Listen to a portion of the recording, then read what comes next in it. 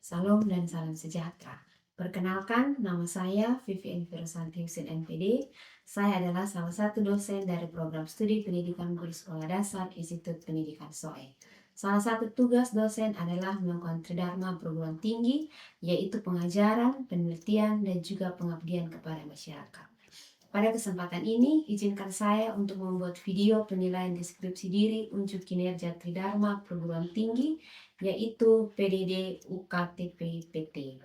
Salah satu mata kuliah yang saya ampu adalah mata kuliah konsep dasar IPA dengan bobot 3 SKS pada semester 1. Capaian pembelajaran lulusan yang diuraikan pada mata kuliah ini adalah: 1. Bekerja sama dan memiliki kepekaan sosial serta kepedulian terhadap masyarakat dan lingkungan. 2. Memiliki sikap etis dan estetis, komunikatif, adaptif, dan apresiatif. 3. Mampu menerapkan pemikiran logis, kritis, sistematis, dan inovatif dalam konteks pengembangan atau implementasi ilmu pengetahuan dan teknologi yang memperhatikan dan menerapkan nilai humaniora yang sesuai dengan bidang keahliannya. 4. Mampu menerapkan pengetahuan konseptual bidang studi di sekolah dasar melalui bahasa Indonesia, matematika, IPA, IPS, PKN, dan PJOK melalui perancangan dan pelaksanaan pembelajaran dengan metode saintifik sesuai dengan etika akademik. 5. Menguasai prinsip dan teori pendidikan di sekolah dasar. 6. Menguasai pengetahuan konseptual bidang studi di sekolah dasar meliputi bahasa Indonesia, matematika, IPA, IPS, PKN, dan PJOK. Capaian pembelajaran dari mata kuliah ini adalah: yang pertama, mampu menguasai prinsip dan konsep IPA dalam pembelajaran SD. Kedua, mampu menguasai prinsip dan konsep asal mula kehidupan, ciri-ciri dan organisasi kehidupan. 3. Mampu menguasai konsep organ dan sistem organ makhluk hidup. 4. Mampu menguasai konsep makhluk hidup dan lingkungannya. 5. Mampu menguasai konsep perkembangbiakan makhluk hidup dan pemuliaan tanaman atau hewan ternak. 6. Mampu menganalisis masalah kesehatan, penyakit, dan pencegahannya. 7. Mampu menguasai konsep pengukuran besaran, kinematika, dan dinamika. 8. Mampu menguasai konsep benda dan bunyi. 9. Mampu menguasai konsep kelistrikan dan kemagnetan. 10. Mampu menguasai konsep usaha dan energi. 11. Mampu menguasai konsep cahaya dan alat optik. Dan 12. Mampu menguasai konsep bumi dan tata surya. Output dari mata kuliah ini adalah hasil evaluasi penilaian kompetensi sikap, pengetahuan, keterampilan yang dikuasai oleh mahasiswa dengan target minimal lebih dari 75% mahasiswa mendapatkan nilai baik atau B. Outcome dari mata kuliah ini adalah mahasiswa memiliki kompetensi pedagogik mengenai makhluk hidup dan kehidupannya, serta mengaitkannya dengan fenomena yang terjadi dalam kehidupan sehari-hari. Deskripsi dari mata kuliah ini adalah: mata kuliah ini membantu mahasiswa untuk memahami tentang makhluk hidup dan kehidupannya, termasuk struktur, fungsi, sistem, dan semua ciri yang terdapat pada makhluk hidup. Selain itu, mahasiswa juga dituntun untuk memahami tentang unsur bumi, gerak, energi, dan kemagnetan, serta listrik dan juga tata surya. Referensi yang saya gunakan dalam mata kuliah ini adalah: yang pertama, Atep Ujian Sujana 2014 tentang dasar-dasar IPA, konsep dan aplikasinya. Yang kedua, pendidikan IPA SD, dan yang ketiga adalah konsep dasar IPA Fisika SD. Metode pembelajaran yang digunakan dalam mata kuliah ini yaitu ceramah, diskusi, dan juga eksperimen. Media pembelajaran yang digunakan dalam mata kuliah ini adalah media presentasi dan juga lingkungan yang ada di sekitar kampus. Teknik pembelajaran dalam mata kuliah ini menggunakan 3 aspek, yaitu yang pertama aspek delivery, yang kedua aspek interaction, dan yang ketiga aspek assessment. Yang pertama aspek delivery. Pada aspek delivery terdapat penjelasan kontrak tentang perkuliahan dan juga penjelasan terkait dengan RPS. Di dalamnya juga terdapat kesepakatan dalam hal kehadiran, tugas, serta sistem penilaian. Yang kedua, aspek interaction untuk melihat interaksi antara dosen dan juga mahasiswa untuk mencapai tujuan pembelajaran selama perkuliahan lewat perkuliahan tatap muka, diskusi, dan juga tanya jawab, serta sharing materi lewat WA Group terkait dengan proses perkuliahan. Yang ketiga, aspek asesmen. Dalam aspek asesmen, saya melihat dan mengukur hasil belajar mahasiswa selama 1 semester melalui kontrak kuliah yang telah disepakati bersama. Teknik penilaian dalam aspek asesmen yang digunakan adalah kehadiran, tes tertulis, tugas, dan juga laporan praktikum yang terdiri dari absen 10%, tugas 10%, praktikum 20%, UTS 30%, dan UAS 30%. Berikut ini saya akan menampilkan video pembelajaran bersama dengan mahasiswa semester 1 program studi guru sekolah dasar. Selamat menyaksikan. Halo, selamat pagi. Selamat pagi, Ibu. Apa kabar kalian hari ini? Baik. Karena semua dalam keadaan sehat, untuk mulai dengan pembelajaran kita hari ini, Ibu minta Resti untuk pimpin kita dalam doa. Sebelum kita mulai dengan pembelajaran kita, mari kita satu hati dalam doa, mari kita berdoa. Bapa kami di surga, Bapa yang murah dan dikasih, Tuhan, saat ini kami akan mulai dengan pembelajaran kami. Kiranya Tuhan memberkati dari awal, pertengahan, hingga boleh berakhir dengan baik. Inilah doa kami, dalam nama Tuhan Yesus kami berdoa. Amin. Oke, terima kasih Resti. Ya, baik teman-teman, hari ini kita akan melanjutkan pembelajaran kita tentang cahaya dan sifat-sifat cahaya.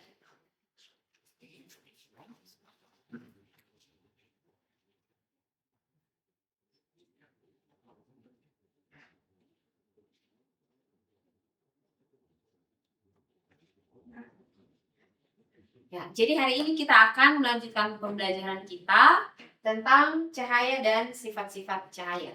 Tujuan pembelajaran yang akan kita capai pada materi ini yang pertama itu adalah siswa dapat menjelaskan pengertian tentang cahaya sebagai energi. Yang kedua, dapat menjelaskan dan memberikan contoh tentang sifat-sifat cahaya.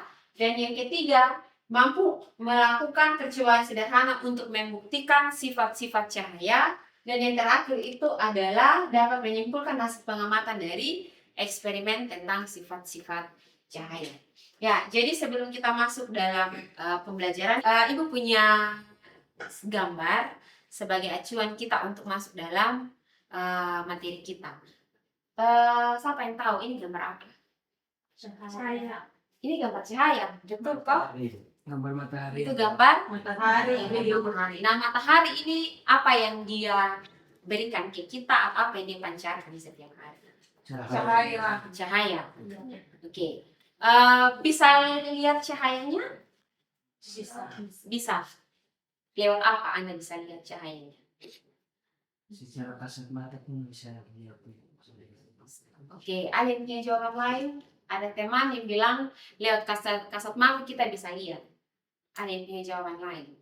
Selain lihat kasat mata kita bisa lihat melalui apa? Selain matahari, benda atau sumber lain apa yang bisa memancarkan cahaya? Bola lampu. Oke, Resti bilang bola lampu. Yang lain? Silakan Undi. Apa? Senter. Yang lain? Selain bola lampu, selain senter, apa lagi? Lilin. Oke. Jadi ada yang bilang lewat bola lampu, ada yang bilang lewat senter, ada juga yang bilang lewat lilin. Nah, kalau begitu, siapa yang tahu apa itu cahaya?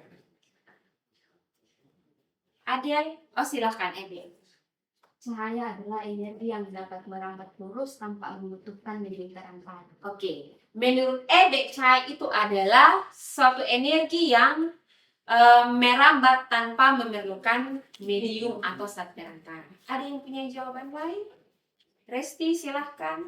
Jadi cahaya adalah energi yang berbentuk gelombang elektromagnetik yang dapat merambat tanpa memerlukan medium. Oke, menurut Resti, cahaya itu adalah gelombang elektromagnetik. Baik, jadi dari jawaban Ebe dan teman Resti itu benar ya, bahwa cahaya itu dia juga bisa berbentuk sebagai gelombang elektromagnetik yang merambat tanpa memerlukan medium perantara. Ya, kita akan membuktikan apakah yang dikatakan oleh Ebe dan Risti itu benar atau tidak ya. Jadi di sini fenomena esensial cahaya dalam kehidupan manusia itu adalah sebagai sumber utama yang bisa memicu fotosintesis. Jadi fotosintesis itu bisa diperlukan oleh tumbuhannya. Itu untuk tumbuhan. Sedangkan kalau manusia itu bisa untuk mendukung kehidupan dan memungkinkan kita untuk bisa melihat dunia yang ada di sekitar kita. Nah, ya, jadi ini adalah pertanyaan yang tadi coba tanyakan ya ke Ebe dan juga Risti terkait dengan apa itu cahaya. Jadi cahaya itu adalah bentuk gelombang bentuk energi elektromagnetik yang merambat sebagai gelombang. Jadi cahaya itu juga bisa berbentuk sebagai gelombang. Nah, meskipun kita sering menyebut cahaya, tapi kita bisa melihat lewat ada cahaya tampak, ada juga cahaya yang tidak tampak. Itu tergantung dari spektrum yang diperlihatkan oleh cahaya tersebut ya. Oke. Nah, yang berikut kita akan masuk ke sifat-sifat cahaya. Nah, untuk membuktikan sifat-sifat cahaya, kita akan melakukan eksperimen. Apakah betul sifat-sifat cahaya itu mulai dari dia bisa memantulkan, dia bisa selain memantulkan apa? Dia bisa merambat lurus. Oke, yang berikutnya dapat dibiaskan. Apalagi Cahaya dapat diuraikan. cahaya juga dapat diuraikan. Nah, dari beberapa sifat-sifat cahaya itu kita akan buktikan apakah betul kalau cahaya itu bisa memantulkan, bisa dibiaskan, bisa merambat lurus, dan juga bisa diuraikan atau tidak. Jadi untuk itu Ibu sudah menyiapkan beberapa alat dan bahan untuk kalian gunakan sebagai praktikum ya, untuk membuktikan sifat-sifat cahaya itu benar tidak yang sudah kita bahas dan sudah teman-teman sebutkan tadi ya. Oke, jadi sebelum kita melakukan praktikum, Ibu akan membagikan kalian dalam 3 kelompok ya. Jadi ada kelompok 1, kelompok 2, dan juga kelompok 3. Jadi silahkan teman-teman bentuk kelompok. Jadi masing-masing kelompok 3 orang ya. Oke, silahkan.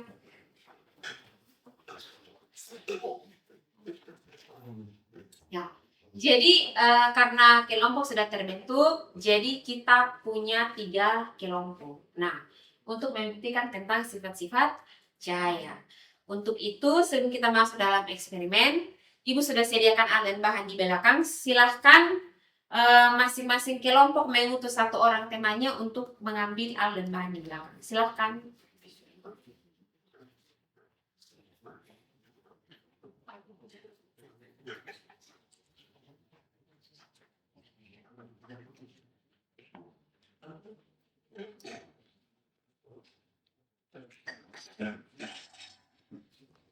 Jadi semua sudah ambil ya alat dan bahan. Oke, di depan sini Ibu sudah tampilkan LKS.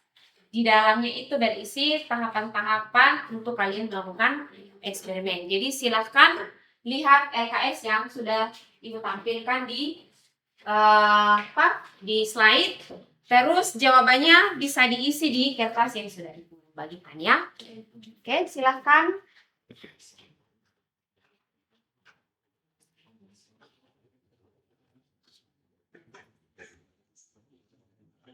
Silahkan masing-masing kelompok melakukan eksperimen sesuai dengan pembagian alat dan bahan yang sudah diambil ya.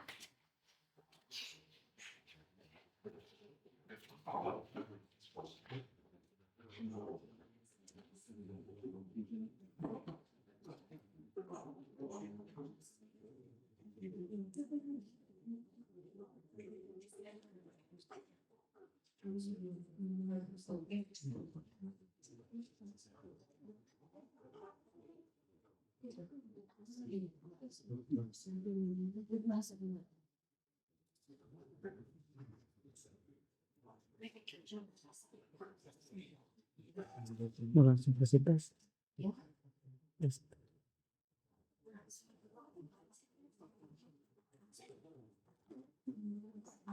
Oke, sudah ya. Silahkan, di situ ada pertanyaan. Silahkan masing-masing kelompok menjawab pertanyaan. Oke, silahkan. Kelompok 1 sudah selesai eksperimen. Kelompok 2, kelompok 3. Oke, berarti kelompok 1 yang akan melakukan presentasi terlebih dahulu ya. Oke, silahkan kelompok 1. Jadi dari kelompok kami yaitu percobaan cahaya dapat menembus benda bening. Di sini ada pertanyaan nomor 1, apa yang terjadi saat cahaya diarahkan ke kaca bening? Melalui percobaan yang kami lakukan, cahaya dapat menembus benda bening karena permukaannya yang transparan, sehingga cahaya dapat menembus benda bening. Kemudian untuk pertanyaan nomor 2, apakah cahaya dapat menembus kaca buram dan buku? Jelaskan. Jadi untuk kaca buram dan buku, cahaya tidak dapat menembus buku tersebut atau kertas karton karena cahaya sebagian itu dipantulkan sehingga bayangannya terbentuk di belakang dan tidak tembus ke depan. Oke, kita kasih aplaus untuk kelompok 1. Ada yang mau bertanya ke kelompok 1? Ada yang mau bertanya? Silahkan Juan.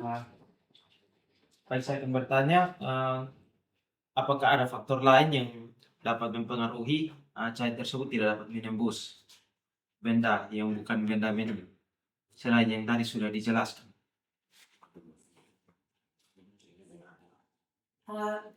Kami akan terima kasih kepada Juan yang telah memberikan pertanyaan. Dari kelompok kami akan menjawab karena sebagian cahaya itu terserap dan karena permukaan dari kertas dan karton itu permukaannya kasar atau tebal sehingga tidak menembus benda tersebut. Bagaimana Juan? Baik. Pas? Pas. Oke, masih ada dari kelompok 3 yang mau bertanya? Tidak? Oke. Baik, kita kasih aplaus untuk kelompok 1 dan juga Juan yang sudah bertanya. Oke, sekarang kita lanjut ke kelompok yang kedua. Silahkan kelompok yang kedua.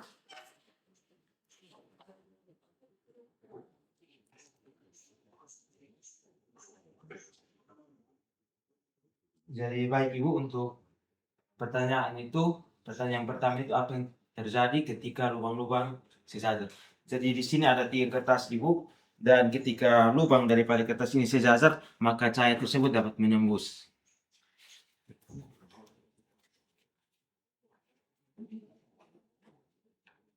Seperti ini, dan ketika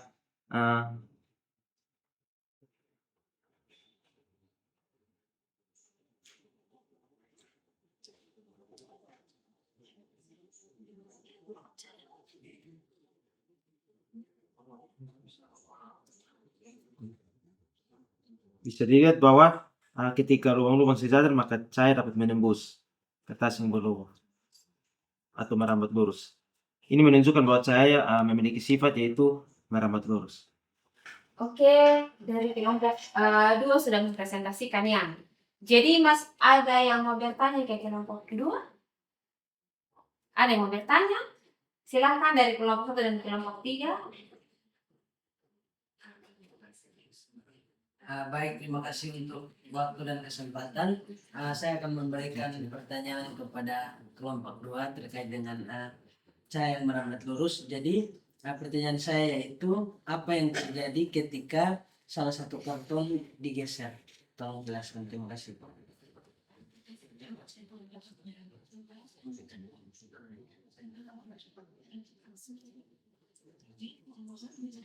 Jadi baik, Terima kasih untuk pertanyaan yang diajukan oleh teman Johan atau dari kelompok 1. Pertanyaannya yaitu apa yang terjadi ketika satu karton digeser. Jadi ketika satu karton digeser atau lubangnya tidak sejajar, maka cahaya tidak dapat merambat lurus. Karena permukaan yang ada kertasnya itu permukaannya kasar sehingga benda itu diserap dan tidak dapat merambat lurus. Oke, bagaimana kelompok 1? Oke, kelompok 3 mau bertanya? Ya, silahkan kelompok 3. Jadi baik, terima kasih untuk kesempatan yang kami peroleh. Di sini kami dari kelompok 3 akan bertanya ke teman-teman dari kelompok 2. Jadi pertanyaannya itu berkaitan dengan pertanyaan kelompok 1. Jadi bagaimana jika bukan kertasnya yang dibengkokkan, tetapi sumber cahayanya yang dibengkokkan. Jadi mungkin teman-teman bisa jelaskan apakah sifatnya itu masih merambat lurus atau seperti apa bayangan yang terbentuk begitu. Terima kasih. Jadi mungkin saya akan menjawab, ketika sumber cahaya tidak sesuai dengan lubang-lubang yang ada pada kertas ini atau tidak sejajar, maka cahaya tersebut tidak dapat menembus kertas ini karena partikel penyusun dari kertas ini menyerap cahaya sehingga cahaya tidak dapat menembus setiap lubang-lubang yang ada. Bagaimana kelompok 3? Oke. Ya, kita kasih aplaus untuk kelompok 2. Sekarang itu lanjut ke kelompok yang ketiga atau kelompok terakhir. Silahkan kelompok 3.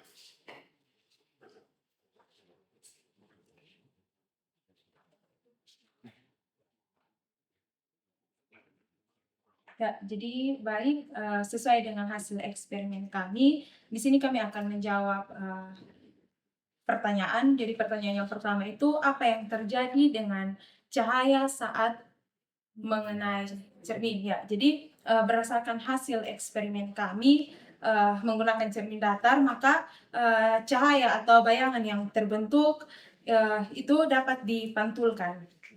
Lalu untuk pertanyaan kedua, bagaimana arah cahaya pantul jika sudut datang diubah?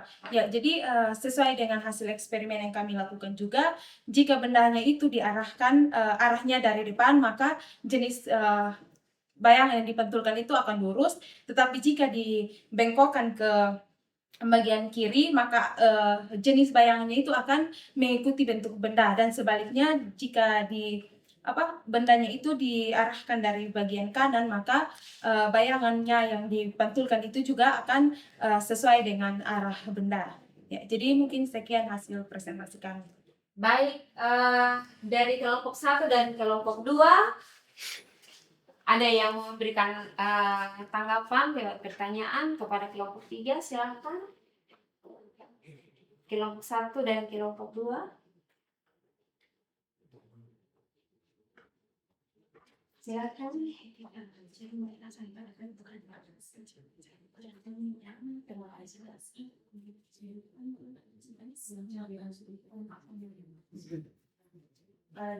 Mungkin dari kelompok 1 kami ingin bertanya kembali untuk jawaban nomor 2 tadi. Kami dengar dari sini bahwa hanya menjelaskan bentuk bayangan yang terbentuk, yaitu ketika di cermin yang datar itu bentuknya kalau di depan maka di depan, kalau di kanan maka di kanan, di kiri maka di kiri. Tapi bagaimana jika sudut pantul itu diubah? Jika sudut pantulnya 30 derajat, kalau sedangkan sudut datangnya 30 derajat, sudut pantulnya berapa begitu? Baik, terima kasih atas pertanyaan dari kelompok 1. Jadi itu sesuai dengan hukum Snellius, di mana besar sudut datang itu sama dengan besar sudut pantul. Bagaimana kelompok 1? Oke, kita kasih aplaus untuk kelompok 3, ya. Oke, kita kembali ke materi yang sempat tadi kita pelajari, ya.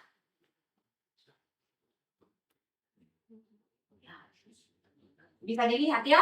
Oke, jadi berdasarkan eksperimen yang sudah teman-teman lakukan, berarti kita sudah menemukan beberapa sifat-sifat tentang cahaya. Yang pertama itu refleksi atau pemantulan. Jadi cahaya itu bisa dipantulkan dan sudut pantulnya itu pasti sama dengan sudut datang. Seperti itu sesuai dengan hukum Snellius bahwa sudut datang itu sama dengan sudut pantul. Terus yang kedua itu terkait dengan